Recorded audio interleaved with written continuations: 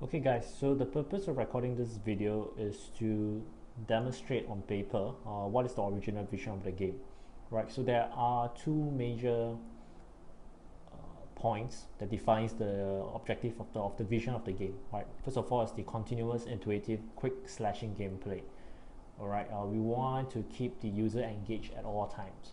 All right, so the last build that you sent me, right, it doesn't have the continuous gameplay. It's non-intuitive because of the way the alphabets are thrown. It's very confusing. The slashing is very awkward, so there's no way for us to do quick slashing. Okay, and I want to use this opportunity to explain how is it possible to be continuous, to be intuitive, and as well as to be quick slashing. Okay, so we use an example here, case 1. Okay, and I'll explain about this later. Okay, but we talk about the whole factor of continuous, intuitive, and quick slashing. Okay, so for example, we use the word payback. So one of the factors, in order to achieve this, right, is to always use a single word that is comprised of 2 or 3 different words together. All right, so payback is an example of one word that is formed by using 2 words.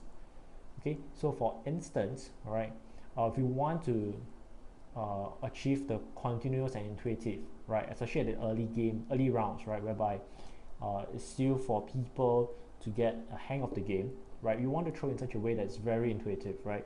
So you throw up the P, the A, and the Y, and you can just slash it in this manner, right?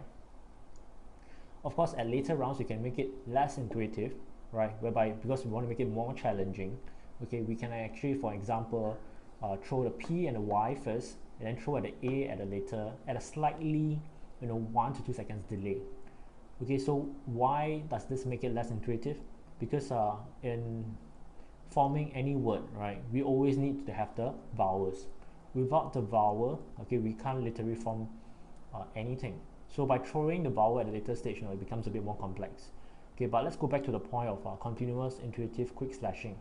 Right, so by throwing this, right, what happens is that we have the opportunity to form a word very quickly. Okay, and then it boils down to the second thing. Okay, we can go for 3 or even up to 6 words. So for instance, this user is able to see all these alphabets at once, and is able to see that they can form payback. So what they do is they can slash pay first and then BACK, right? Okay, but for someone who maybe is not so sharp, right, he might form the word YAP, YAP, okay, and because of that, he's unable to form, a word that is made up of 7 characters, right? Because YAP and back don't come together properly. Does it make sense? Right, so the ability to identify the word that is thrown up is one of the factors of the game, right? At least in any word game, it's always the ability to identify the words. Okay, give me a second. My earpiece has dropped off. Okay, so moving on, in case 1, which brings us to this point, right, we also want to have this whole idea of the continuous gameplay. Okay, to achieve the continuous gameplay, right, it brings us to the point whereby, the second word that we throw, is it able to form, additional words or no additional words? Okay, so in case 1, right, it's the case whereby if miss, there's no second chance on the third word to match a new word, right? Because, right, if let's say you slash pay, right, and you miss away the back, okay, it's fine. But when the second set of words come out, kick start, for example, okay, it's impossible to form pay and kick together. Alright, and it's also impossible to form pay and start together. So they miss the opportunity. So this is literally like a new round for them, whereby they need to form either to form in such a way it becomes kicks start as one word, or if let's say again, the guy missed it, there's still opportunities to form other words. Right, for example, they can form art, right, they can form kicks, stuff like that. So this is also one of the things that allows us to have a continuous gameplay, right?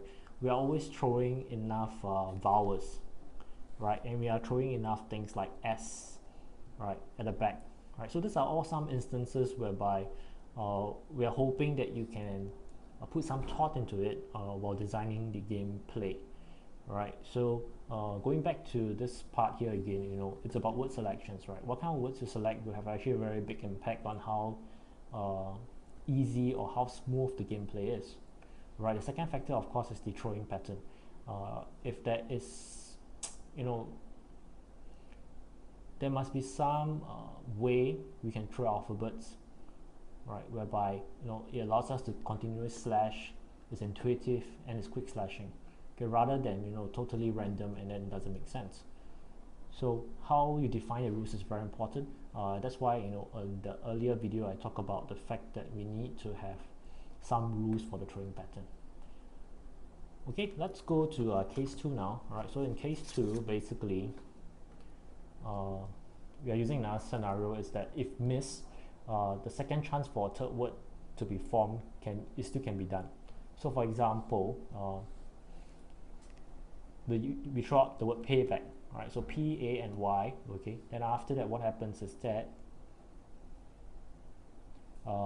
there's the B-A-C-K, which we miss, okay, and that's fine. But what happens is that after that, he has the second opportunity, or the third opportunity, to form payment, okay?